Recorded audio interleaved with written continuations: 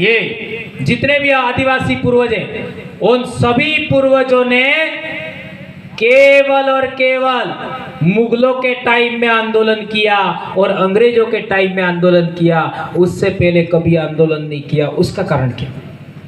ये बहुत गंभीर बात याद रखिए, नहीं मिलेगा आपको। उस समय में पहले भारत में दो ही शक्तियां थी, एक तो रजवाड़े थे, एक आदिवासी थे। और आदिवासी पूर्णतः आजाद थे, पूर्णतः आजाद थे, इसलिए शक्ति संतुलन बना हुआ था, इसलिए आदिवासियों को किसी से लड़ने की जरूरत नहीं पड़ी। मुगल लोग आए तो मुगल लोग आए, तीन शक्तियां हो गई। हल्दीघाटी का युद्ध का लड़ने के लिए कौन लोग आए थे? अकबर आया था क्या? नहीं आया था। कौन आया था? मानसिंह। मानसिंह कौन था? राजपूत था। रिश्ते में क्या लगता था? है? किसका? अकबर का क्या लगता था?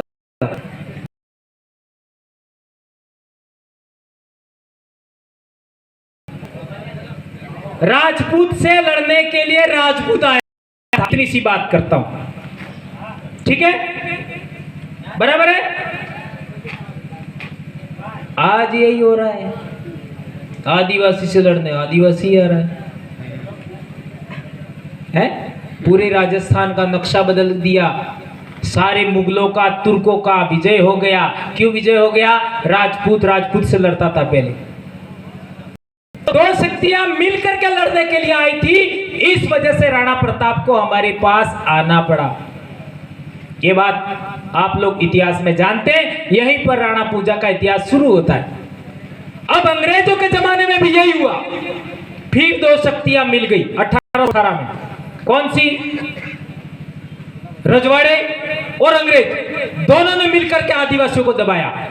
उससे पहले आदिवासियों की गुलामी का कोई प्रमाण नहीं है, आदिवासियों के वेट वेगार का कोई प्रमाण नहीं है। आदिवासियों को जितनी भी उत्पीड़न दमन हुआ, 1818 से पहले कहां उत्पीड़न दमन हुआ, यह बात मुझे बता दीजिए, मैं बहस करने के लिए तैयार हूं। 1818 उससे पहले आदिवासियों का कहीं दमन हुआ, उत्पीड़न हुआ, शोषण हुआ, गुलामी करवाई, कोई ऐसा मानता है? आ जाओ, मैं 2005 में इतिहास में नेट हूं, मैं लगातार बोलता हूं कि कोई व्यक्ति मेरे से बहस करने आज तक नहीं आया, और किसी को खुजली आ रही है तो आ सकता, और आने के बाद क्या होगा वो तो मैं तो पहले से जानता हूं, पर आ सकते हो। ओके, इतनी बात आप लोगों का बहुत समय लिया मैंने, और आप लोग, मैंने बहुत इंपॉर्टेंट बातें बताई है। ये बातें मैंने वहां पर भी नहीं बताई है। हमारे सब वरिष्ठ साथी, कर्मचारी भाई, ये हमारे सामाजिक कार्यकर्ता, सारे वरिष्ठ साथी बैठे हुए, पूछ सकते हो। ये जो बात आज मैं बोला हूं, ये मैं वहां भी नहीं बोला हूं। और खाना ही नहीं खाया हम तो, एक कचौरी खाई है, कुछ खाया ही नहीं। तो भी मैंने ये बात इसलिए बोला है, यहां तू मैं हो रही है, आदिवासी बनाम आदिवासी हो रहा है, बिल्कुल ये रोकना चाहिए। देखो, रामायण का रेफरेंस मैंने बता दिया, इतिहास का बता दिया, है ना? पूरा राजस्थान गुलाम हो गया, पूरा देश मुगलों का गुलाम हो गया।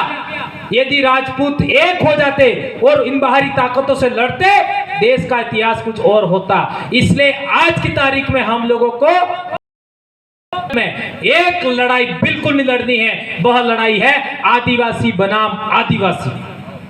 मेरे को आज की तारीख में लोगों ने परेशान किया, इसके बावजूद भी मैंने आदिवासी बनाम आदिवासी होने से हमारे कार्यकर्ताओं को सजेस्ट किया, और हमारे कार्यकर्ताओं ने इतना बेहतरीन, उस दिन ये रैली देख करके मेरे दिमाग में एक बात आया, मैं इन सभी लोगों के चरणों को नमन करता हूं आज भंवरलाल परमार। ये बात मेरे दिमाग में फीलिंग्स आई, जो लोग उस दिन उस रैली के अंदर, बच्चा हो, बच्ची हो, महिला हो, बूढ़ा हो, कार्यकर्ता, मध्य प्रदेश, गुजरात, राजस्थान का कहीं का भी हो, उसके चरणों को मैं नमन करता हूं। ये फीलिंग्स मेरे दिमाग में आई, एक तरफ का पूरा रोड फुल और दूसरी तरफ का रोड पूरा खाली, यह अनुशासन आप लोगों ने दिखाया। मैं उसी दिन मेरा जन्म सफल हो गया, ऐसा मैं मानता हूं। अब तो मैं बोनस में काम कर रहा हूं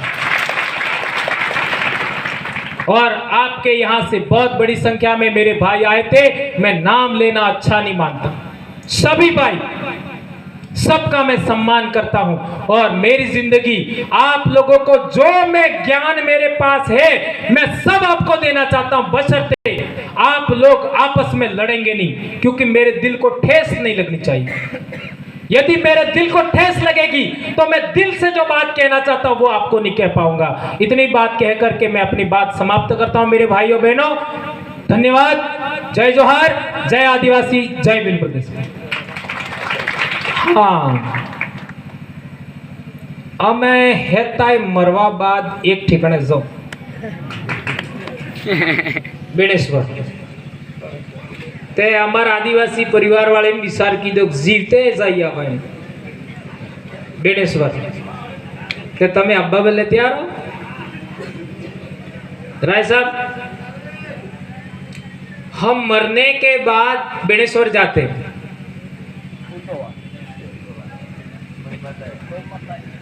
हम मरने के बाद बेणेश्वर जाते हैं, जिंदा नहीं।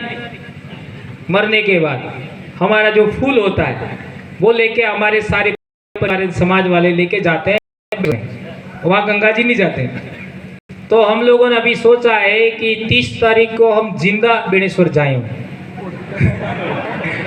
माघ पूर्णिमा को तो जाते ही है, ये पौष पूर्णिमा को जाने वाले थे, लेकिन किसी कारणवश मेरे मामले को लेकर के हम नहीं जा पाए।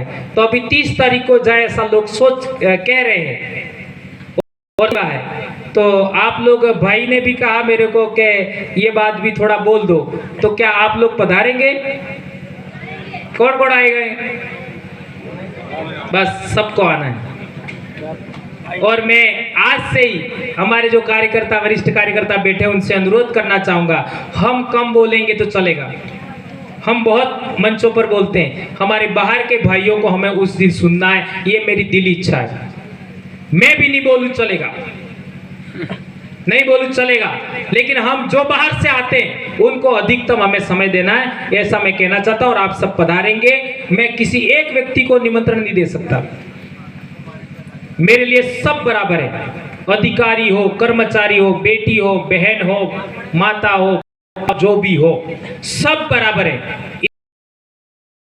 इसी बात करता हूं। धन्यवाद भाइयों, जय जोहार। जोहार दादा, आयोजन समिति आपका आभार व्यक्त